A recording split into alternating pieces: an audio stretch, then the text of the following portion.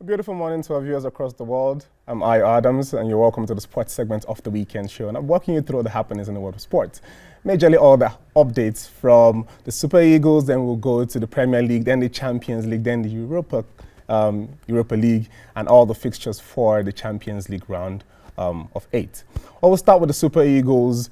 As the Super Eagles Leicester City engine room will fought in Didi on Thursday on the Conference League second tie against Rene picked up a scary injury which saw him substituted, and stated that he had a medial ligament in his knee and will be out for a couple of weeks, says his coach, Brendan Rodgers. The 25-year-old has now the injury came as a shock, and it came as a big blow to Austin Eguavoen, as he's been selected for the upcoming back-to-back World Cup playoff scheduled for the end of this month against the Black Stars of Ghana.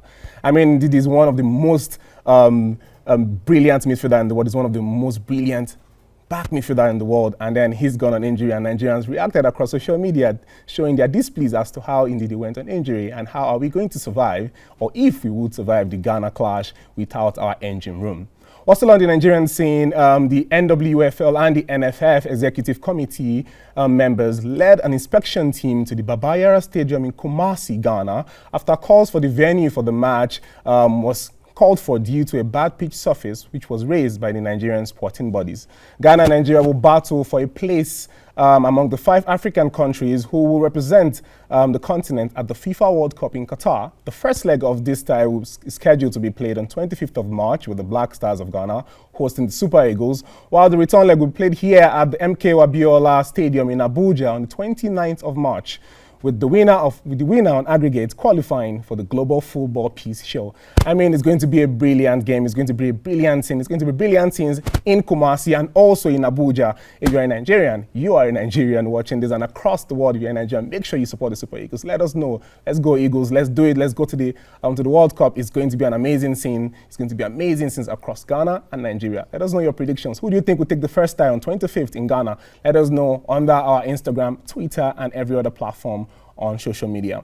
Well, let's go to England, where we have updates on the Kotzuma's case. In February, a viral video of the West Ham United defender kicking his cat and being filmed by his junior brother Johan surfaced online and was met with series of backlash from the football community, which saw him fined a sum of £25,000, which is a maximum wage fine penalty. The supposed lenient treatment of Zuma by the West Ham first led to their suspension of the club's sponsorship with the brand Vitality, as they said it was too small. Afterwards, this saw his personal sponsorship with Adidas also terminated. Following all the backlash, the Frenchman apologized for his action. He stated, I want to say how deeply sorry I am to anyone who was upset by the video, and I would like to assure everyone that our cats are fine and healthy. Well, subsequently, the cats were taken into custody a couple of days ago, an RSPCA statement stated, following a full and thorough investigation, we have started the process of bringing prosecutions against Cots and Johan Zuma under the Welfare Act. Well, we'll keep you updated as to what the verdict is that we passed on these young athletes. While still in England, there was more of a funny scene in the clash between Everton's Premier League game against Saudi-owned Newcastle, which was delayed after a protester strapped himself to the goalpost at Goodison Park. In the 29th minute of the game, the intruder had an orange shirt on which read, "Just Stop Oil," in protest to draw attention to the UK's government involvement in a new fossil fuel supply project. He was later set free and hauled off by the security stewards as the Toffees went ahead to win the game in the closing minutes by a lone goal by our very own Alex Iwobi. I mean, there's just a lot of protests going on in football across the world of football, but then it's been Chelsea getting the stick from the UK government. Now this, well, let us know how you react to this. What do you think happened? Why do you think that protester strapped himself to the goalpost, which was a very crazy and scary scene?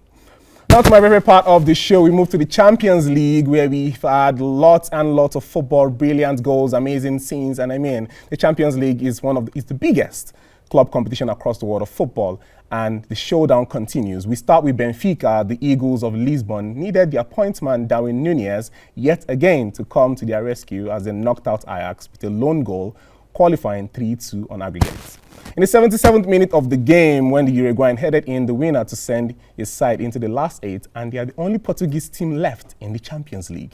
I mean, Benfica survived the group which was listed with former champions Barcelona and Bayern, and they are now in the last 8 of the Champions League. What an amazing season for Benfica. I mean, it's been thrilling for them. It's been an amazing season. They've been doing well. And Darwin Núñez, the Uruguayan, is currently the top scorer in the Portuguese Premier Liga. I mean, that young boy is brilliant. I mean, we can't wait to see more of him. And the Premier League still has 3 teams left in the last 8, and one of them is undoubtedly the champions, the current champions of the Champions League. That's Chelsea, who once again put their off-field troubles. I mean, we all know the off-field troubles going on with Chelsea and their owner aside, and delivered a fine performance to overcome Lille. This was the 5th consecutive victory since Roman Abramovich announced the sale of the club. Well, in the 38th minute, Lille were awarded a penalty, which was converted by Bukayo Yilmaz. And later on, Chelsea pulled a brilliant comeback thanks to goals from Christian Pulisic and captain Azpilicueta. It sent the Blues through to the UEFA Champions League quarterfinals with a 4-1 aggregate. I mean, Chelsea has been nothing but spectacular since they've had all the uproar with their owner being sanctioned and looking to get a new owner. We've been seeing bids being submitted across the world of football. People who want to buy the club. A Saudi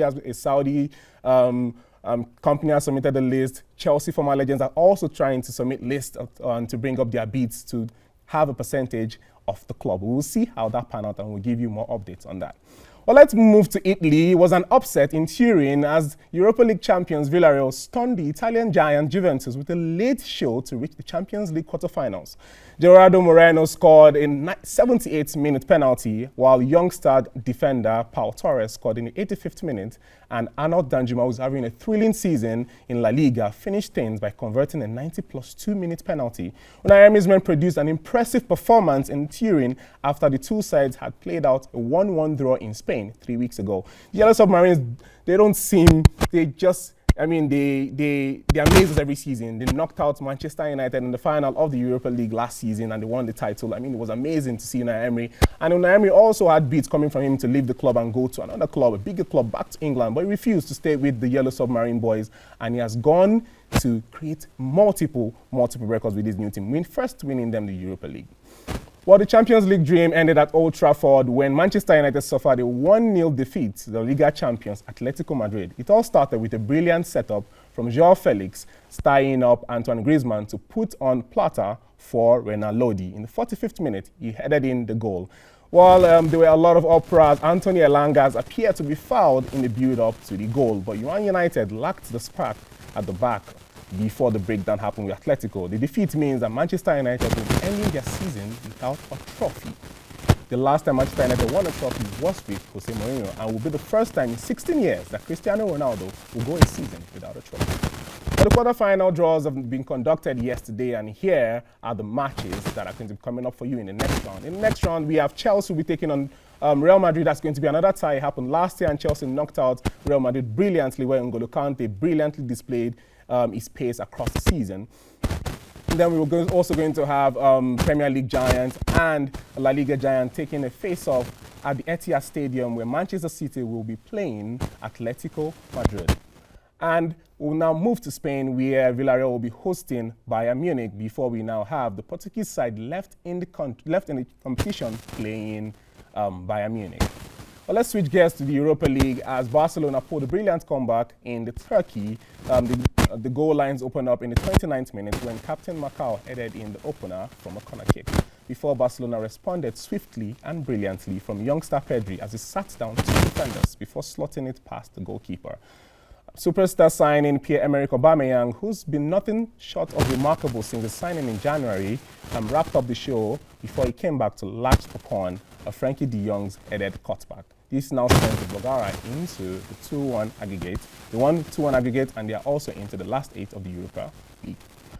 But now let's move to other scenes. When you hear the Europa League, you think of the name Sevilla because they've been the ones who have been winning. It's more like a title that they own. But that was not the case on Thursday night when West Ham hammered through the competition veterans, as they also overturned their first leg deficit, with Thomas Souček getting the needed goal to level the tie and Yarmolenko sealing the deal in extra time.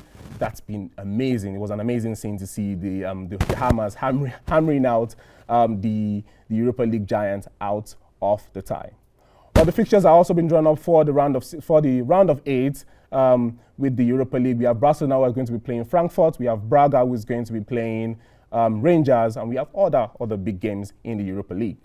They're up there on your screen. We have Leipzig playing Atalanta. We have Frankfurt are going to be home to Barcelona, and West Ham will be home to Lyon, and Braga will also be hosting Rangers. Now let's move to other fixtures in the Premier League this weekend. The FA Cup is happening this weekend, so we have a couple of games in the Premier League. As Aston Villa, Steven Gerrard's men will be going toe-to-toe with Arteta's men. The process is going well for Arteta, and I mean, they lost to Liverpool in the midweek, but they've been showing great strides this season. Antonio Conte's Tottenham will be at home hosting West Ham before when I move to La Liga, where we're going to see other games happening in La Liga, a bunch of games happening in La Liga. But the most important one, the most intricate one, the biggest game in the world is Real Madrid versus Barcelona. It's going to be happening on Sunday, 9 p.m. Tune your screens to the Clásico. Let us know who's going to win the game. What is your decision? What is your prediction? Let's go to our Instagram handles, our YouTube page, our Twitter handles. Drop your predictions that you might be a lucky winner for our prizes. And finally, on the fixtures this weekend, we go to Serie A, where we have a lot of games going on in Serie A. It's the match day 30, where we're going to have Napoli taking on Udinese. Inter Milan will be playing Fiorentina, as Cagliari will be hosting AC Milan at home. And on Sunday, Venezia will be taking on Sampdoria, as Juventus will be hosting Salernitana. We are going to have Empoli facing off with Verona, and Roma in a derby tie game against Lazio before Bologna will play Atalanta. Well, that's all I have for you on the sports segment of The Weekend Show. I still remain your host, Ayo Adams, and I'll be seeing you next week. Don't go anywhere. The Weekend Show is still on. Bye-bye.